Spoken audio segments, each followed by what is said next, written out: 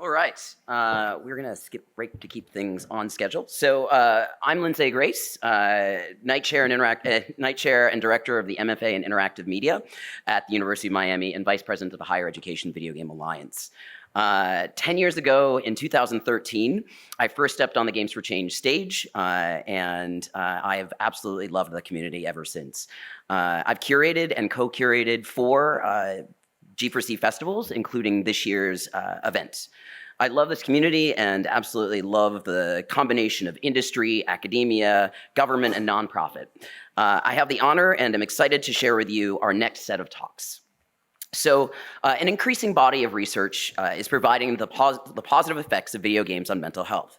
However, many games that are proven to be beneficial were created unintentionally, making their success hard to replicate.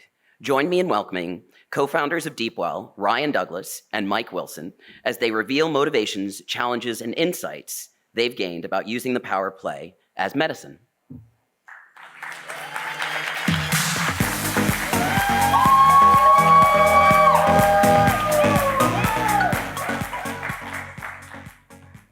Hi, everybody. My name is Mike Wilson. I said my name is Mike Wilson. That's better. I know a lot of you, and I'm glad to see you all. I've been working exclusively in video games for my whole career. The gentleman that I'm going to introduce next, that's my partner in this new endeavor, DeepWell, as you'll see when he speaks, is the reason that I felt called to come into this new field that I wasn't even aware of, the science that I wasn't even aware of around this medium that I've worked in my whole life. And I met Ryan at a time when we were both deeply in the throes of grief and with mental health struggles even before the pandemic started.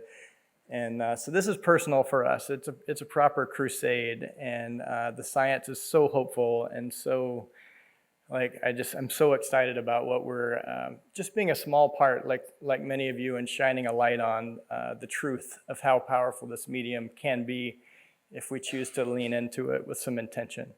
So I'm going to stop rambling now, and I'm going to introduce to you my partner, the man that gave me the confidence to step into this world from his background in the medical device world. And I think you'll find him as inspirational as I do. His name's Ryan Douglas.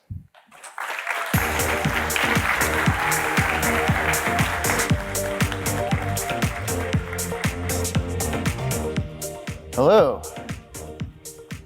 I don't know you as well, so I don't get to walk up and go, I'm Ryan Douglas. Thank you. Actually, you've been that inviting, bringing me into your world, because I'm not from here. I'm a therapy designer. What I did for 20 years is design and commercialize medical devices. And I was good at it. I got a chance to work with an amazing team. We commercialized over 20 devices in 20 years, filed a lot of patents. We made a lot of amazing stuff, everything from robotic surgical devices to home-based therapy treatments for mental illness, cerebral palsy. And we got known after a while as these people that just could hit it out of the park. Like, we must have some formula. What could this group of people do to get that many devices in the field at one time? And we did. We did this. It was actually really basic, and I've shared it many, many times. We would look at the opportunity to commercialize the device, and we would look at this combination of accessibility, affordability, and compliance. Accessibility was the idea of, could you find it? Could you access it? Would a doctor do it if you were going to take it home? Could you make it happen for you in that environment? Affordable. Was it going to be accessible in the market, in the true state that the market was in at that time? Not build it and they will come kind of situations where we think the reimbursement will be there someday, but we're going to do it right now and try to force it along. And then this third thing that we call compliance. Will people do it? And, this was the part, as Mike said, we met at a time that was kind of tricky for me because we'd been super successful, and so successful that there was an offer to purchase the company in its entirety. And I moved off to an island while this went on. It was the kind of purchase where, working becomes optional for the rest of your life, but you're going to be removed from the thing that you built.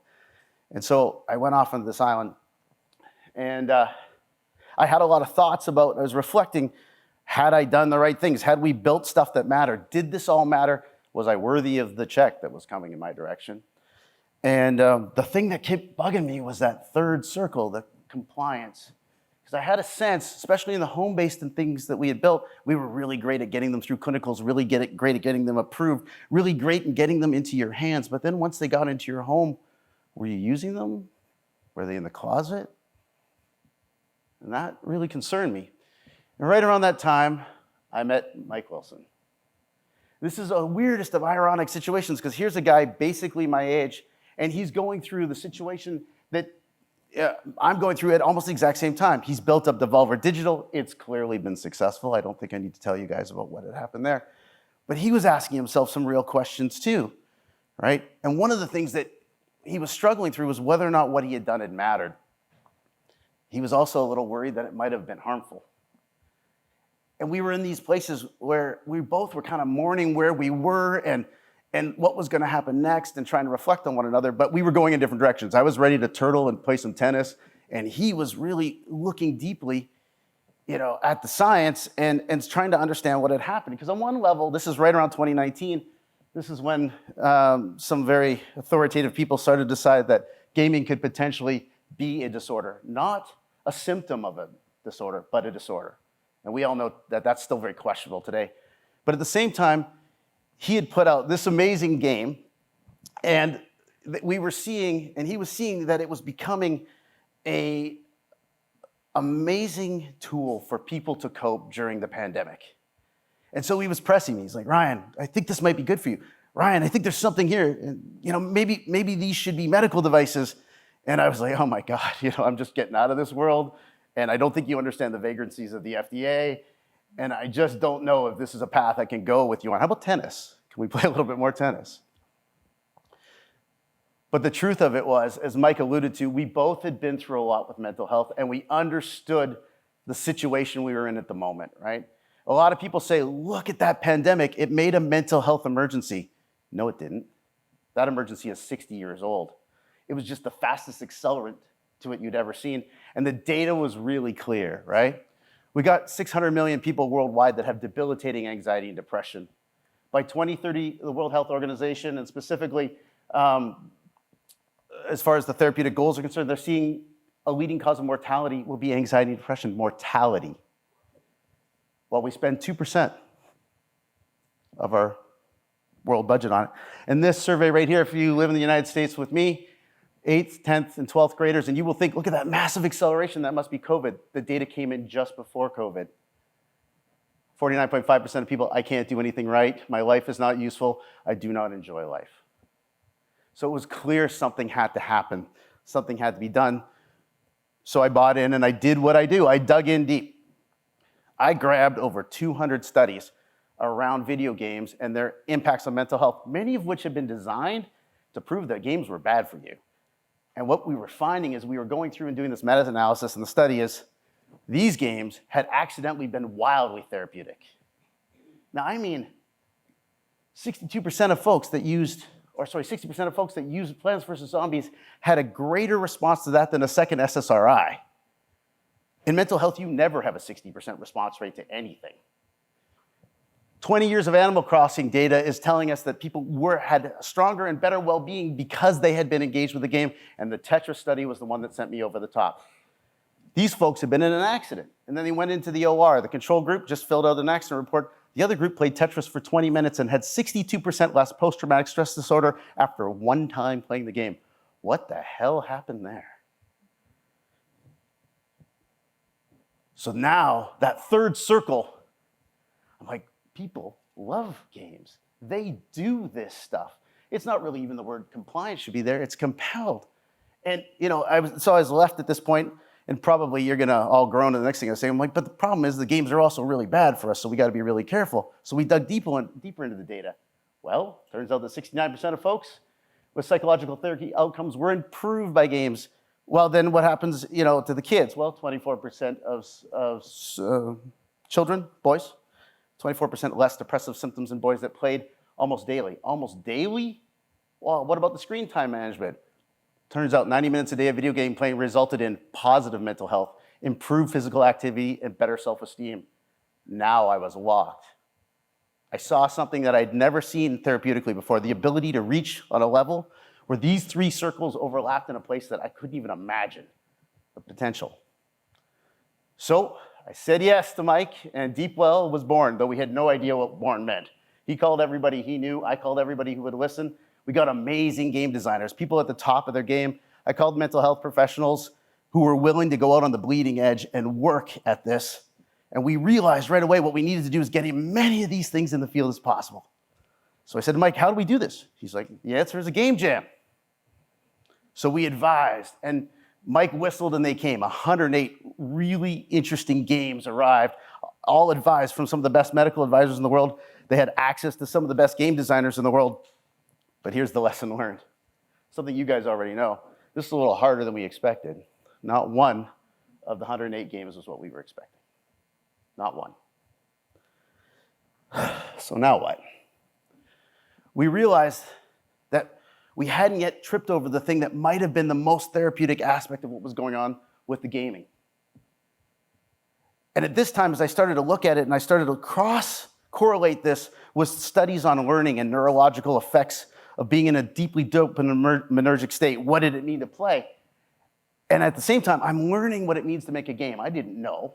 You guys had to tell me. But I'm going to read this to you because this is where the therapeutic was hiding, I believe.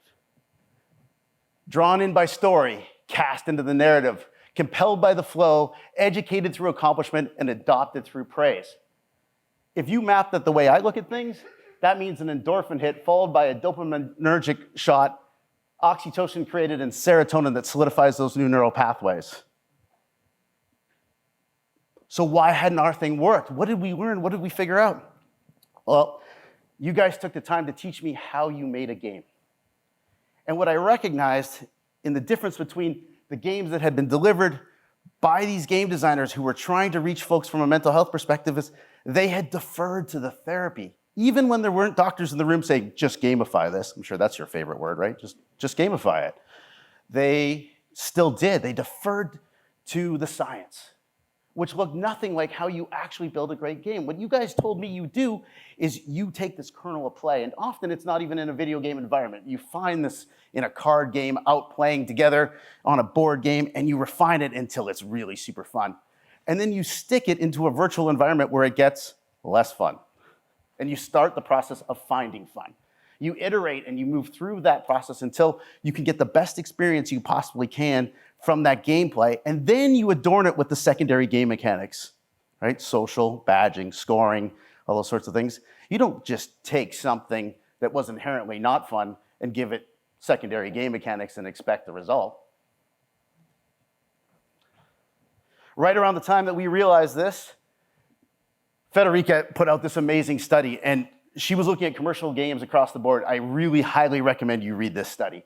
She looked at 28 other studies herself, and the biggest and best quote of that, video games are very effective stress, anxiety, depression treatments, surpassing medications, EMDR, standalone physical therapy in some cases. But not all games are created equal.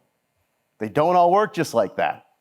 There are specific characteristics of those games that make them the highest likelihood that they're going to be able to deliver a therapeutic dose through play.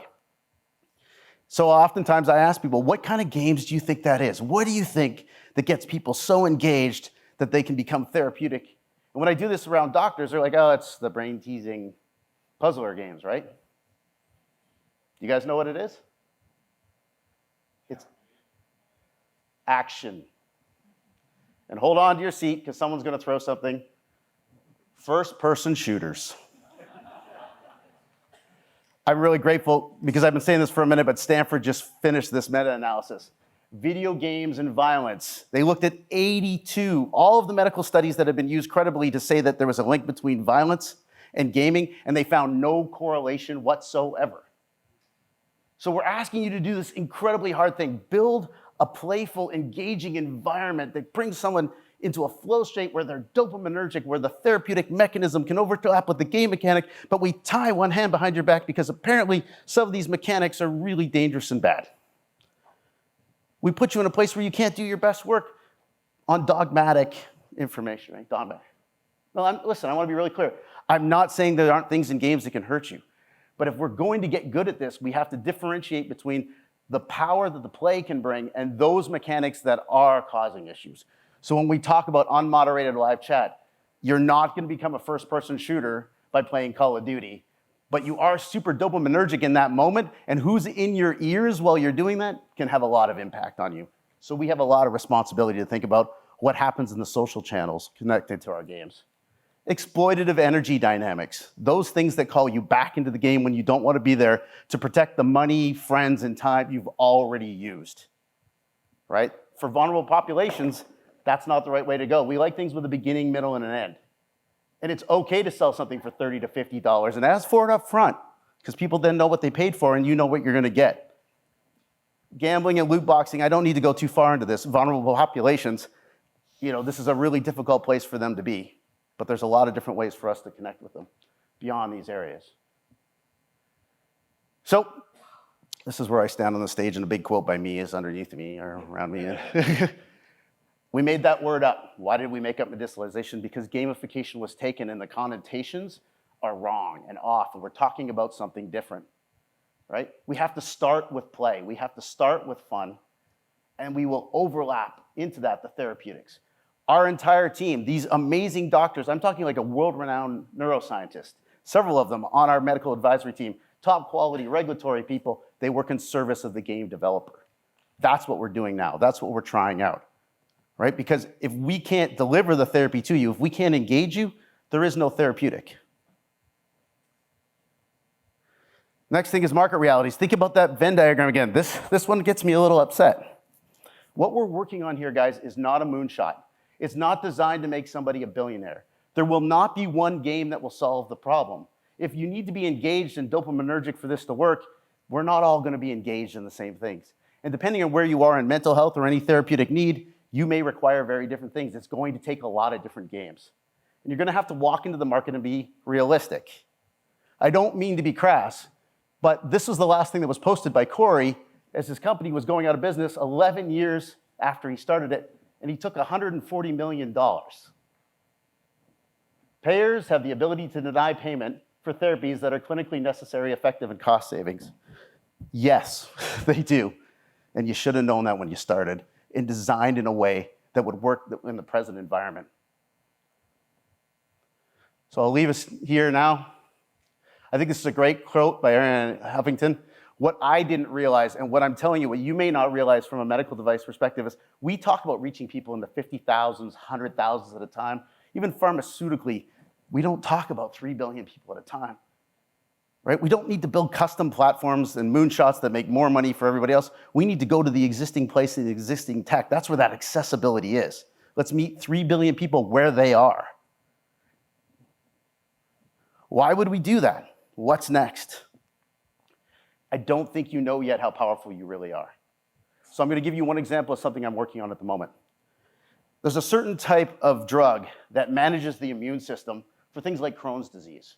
For years and years, we've tried to do something with this immunodeficiency, but everything we were using previously just could not target and block this specific situation. They're called JAK inhibitors. Why haven't you heard more about them? Well, they're a little bit carcinogenic. So we're slowing down at the moment. But right now, one of the things we're working on, one of the theses we have, things that we're seeing is when you can get someone into a state of play to the point that their resistance to therapy drops, you can start knocking down the dose of the drugs that they're using and deliver them a useful therapeutic. You guys have a key to treating people that has not been accessible to us in the medical world to this point. The power of play and what you're capable of doing is unlike anything I've seen. It was enough to bring me out of retirement and into the video game world, and I'm super glad I'm here. I'm in awe of what you can do, and I thank you very much for your time.